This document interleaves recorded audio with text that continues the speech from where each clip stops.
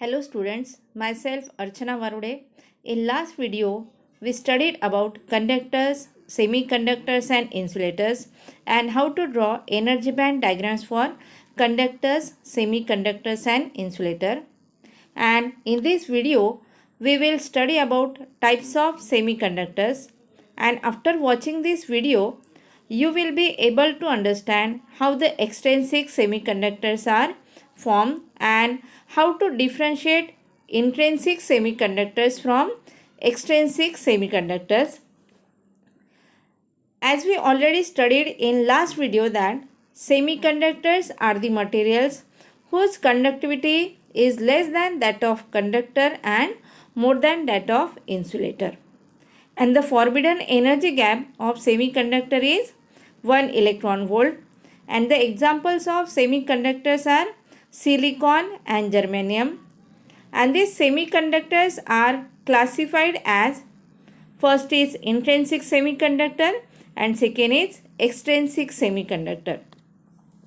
And now we study what is by intrinsic semiconductor.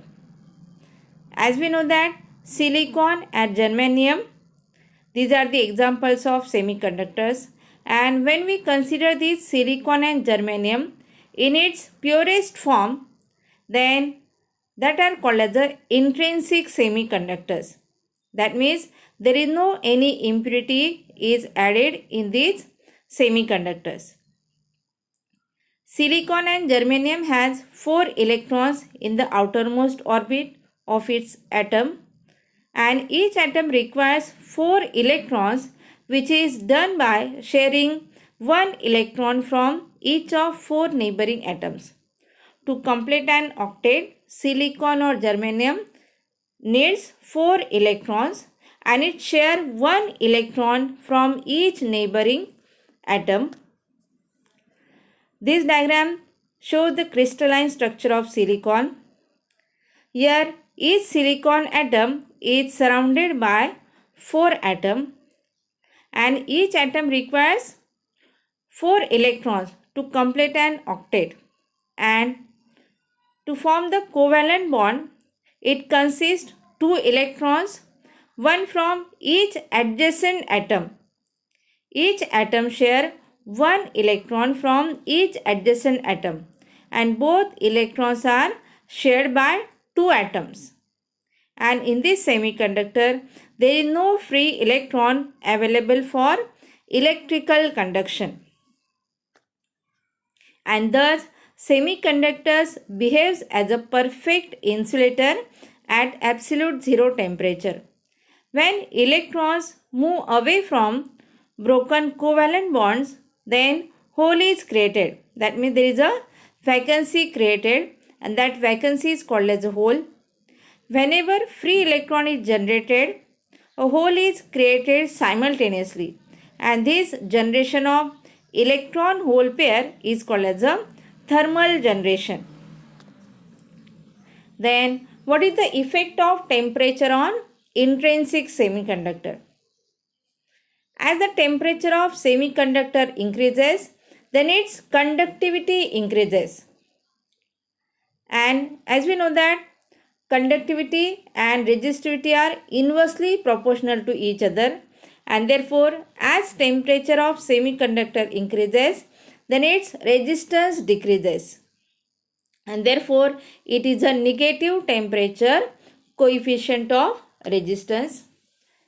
Then we see what is the extrinsic semiconductor. This is the second type of semiconductor. It is impure form of semiconductor.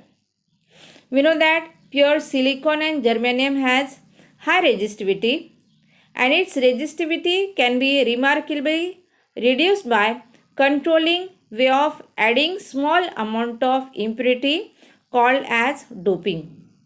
In intrinsic semiconductor, there is no addition of any impurity, that are purest form of semiconductors. But for formation of extrinsic semiconductor, small amount of impurity is added, and that process is called as doping. And when semiconductors are used for specific application, their current carrying capacity must be larger, and this is achieved by adding a small amount of suitable impurity to a semiconductor. And the process of addition of impurity in pure silicon or germanium is called as doping. And the purpose of adding impurity is to increase either the number of electrons or holes in semiconductors.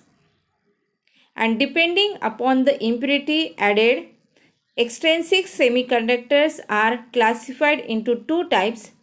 First is N-type semiconductor and second is called as P-type semiconductors. Now we solve some MCQs on these above topics. First question is, as temperature of semiconductor increases, its conductivity. Option A is increases, option B is decreases, option C is remains same, option D is none of these. And as we see in earlier slide, the effect of temperature on semiconductors. And first point is, as temperature of semiconductor increases, its conductivity increases. Therefore, correct option is A, increases. Second question is, as temperature of semiconductor increases, its resistance. Option A is decreases, option B is increases, option C is remains same, option D is none of these. And as we know in this first question, as temperature of semiconductor increases, its conductivity increases. And this conductivity and resistance are inversely proportional to each other. That means they are opposite to each other. And therefore, as temperature of semiconductor increases, its resistance decreases. And therefore, correct option is A, decreases. Question number 3 is, semiconductors behaves as a perfect dash dash at absolute zero temperature.